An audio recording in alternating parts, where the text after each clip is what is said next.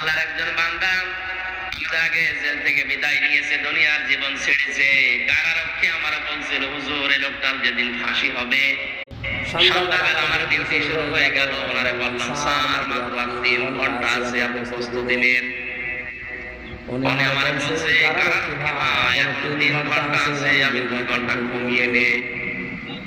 দেখলাম ঠিক ঘুমিয়ে গেল। 9টার সময় ডাক দিলাম, হঠাৎ করে শুরু করে ওযু করে নামাজ 2 রাকাত পড়ে আমার বলছে চলেন। সন্তর্পণে মনে হচ্ছে লোকটা শ্বশুর বাড়ি যাওয়ার জন্য ব্যস্ত হয়ে গেছে। কারারক্ষী বাবালি চোখে পানি ফেলে দিয়ে বলছিল, হুজুর আমার ক্লাস লাগে, যার 3 ঘন্টা পরে ফাঁসি, সে লোকটা বলছে আমি 2 ঘন্টা ঘুমিয়ে নেই। ঠিক দেখলাম ঘুমিয়ে গেল।